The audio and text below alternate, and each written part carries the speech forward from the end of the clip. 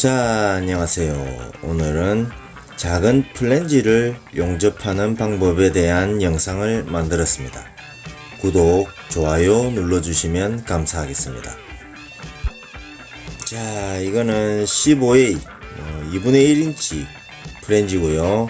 아주 작은 크기의 플랜지입니다. 이거는 이전 시간에 가접했었던 플랜지고요. 플랜지 가접에 대한 영상이 궁금하신 분들은 이전 영상 참고해 주시면 되겠습니다. 이런 플랜지는 기본적으로 안쪽을 먼저 용접하고 그 다음 바깥쪽을 용접하는 순서입니다. 자, 용접을 할 때 이렇게 플랜지를 올릴 수 있는 받침대가 있으면 용접하기가 편리합니다. 그렇게 해서 플랜지를 올려놓고 돌려가면서 용접을 하면 되겠습니다. 이렇게 하면 용접하기가 좀 편리하겠죠. 이렇게 크기가 작은 플랜지를 용접할 때 텅스텐의 길이를 짧게 하면 이렇게 됩니다. 보시다시피 용접하기가 불편하죠. 이렇게 좁은 틈을 용접할 때는 텅스텐의 길이를 좀 길게 하면 용접하기가 조금 더 쉬워집니다. 하지만 텅스텐의 길이를 너무 길게 하면 가스 보호가 잘 되지 않습니다. 그러니까 텅스텐의 길이는 필요한 만큼만 길게 하시면 좋습니다. 그리고 텅스텐의 길이가 반드시 길어야 할 경우도 있죠.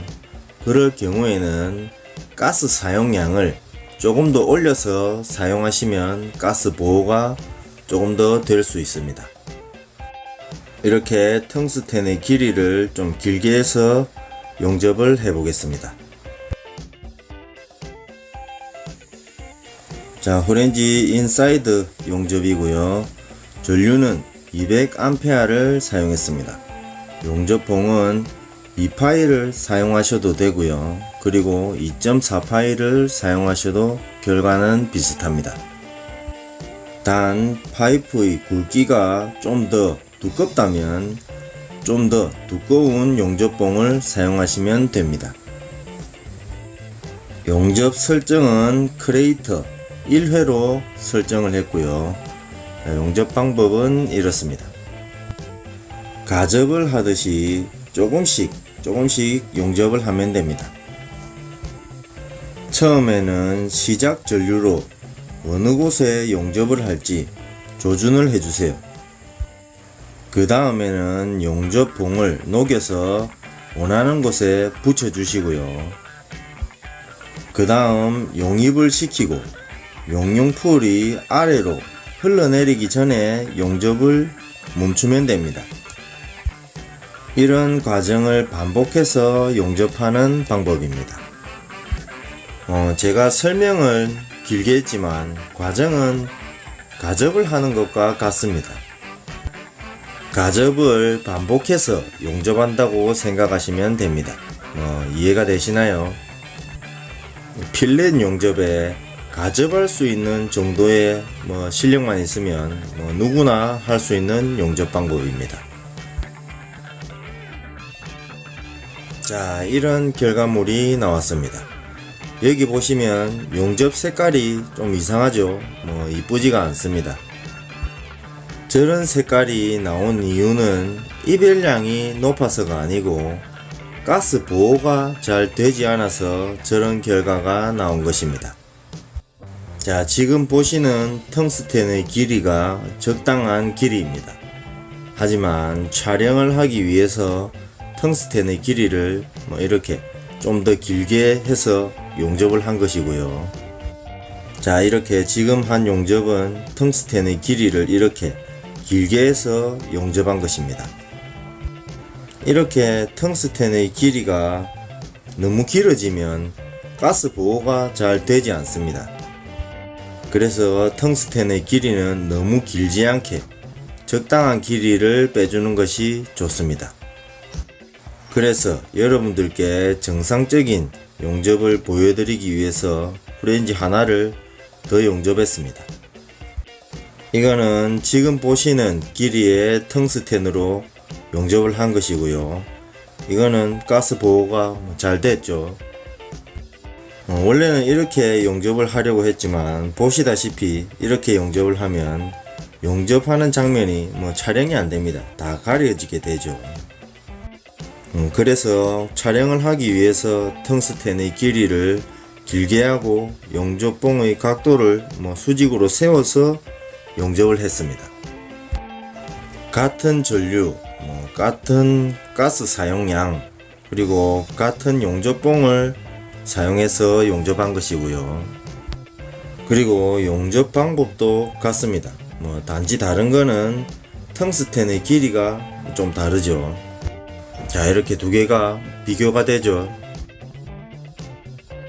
자, 이제는 프렌지 바깥쪽 용접을 해 보겠습니다. 텅스텐의 길이는 좀 더 짧게 했고요. 토치의 움직임은 이전과 같고요. 용접봉의 공급 방법을 두 가지 방법으로 해서 프렌지 두 개를 용접해 보겠습니다. 자, 첫 번째 프렌지 용접이고요. 전류는 200A를 사용했습니다. 용접봉은 3.2파이 용접봉을 사용했고요. 지금 보시는 용접 방법은 용접봉을 용융풀에 계속 붙여두는 용접 방법이고요. 예전에 제 동영상 중에 25A 파이프 용접하는 영상이 있습니다. 25A 파이프도 점용접 방법으로 용접을 했었죠. 하지만 오늘 하는 용접 방법과는 서로 다른 용접 방법입니다. 파이프를 용접할 때는 먼저 용융풀을 만들고 그 용융풀에 용접봉을 공급하는 방식이었죠. 하지만 지금 보시는 용접은 용접봉을 먼저 녹여서 모재에 그 용접봉을 붙이는 용접 방법입니다. 파이프를 용접할 때에는 확실한 용입을 위한 용접을 했었습니다. 하지만 이번 용접은 용접봉에 열을 집중시켜서 큰 용접을 만들고 이별량이 많이 올라가기 전에 용접을 멈추는 용접 방법입니다. 그러면 큰 용접을 만들 수 있지만 이별량이 적기 때문에 얇은 파이프의 용락을 방지하고 플랜지의 열 변형을 줄일 수 있습니다. 파이프를 용접할 때하고는 조금 다르죠.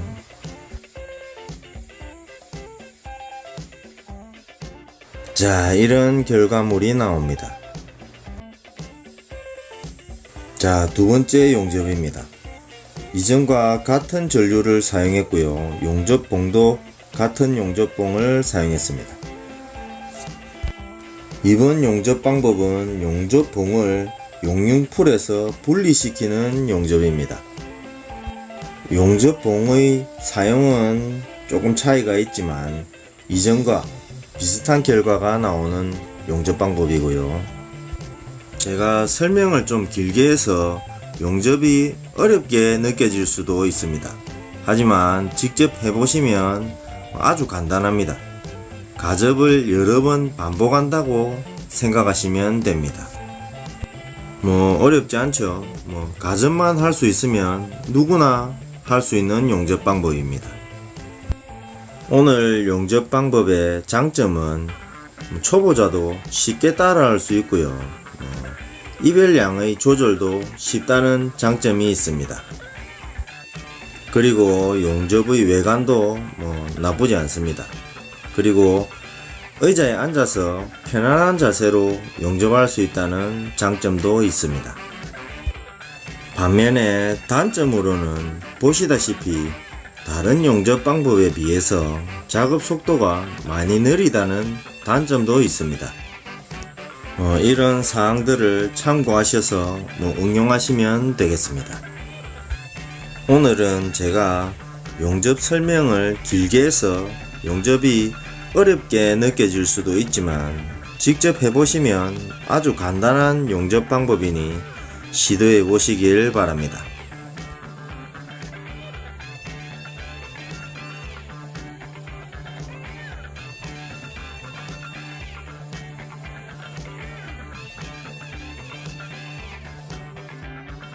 자, 이런 결과물이 나옵니다. 용접봉의 사용 방법은 차이는 조금 있지만 결과는 비슷하죠. 자, 오른쪽에 후렌지는 용접봉을 붙여두고 용접을 한 것이고요.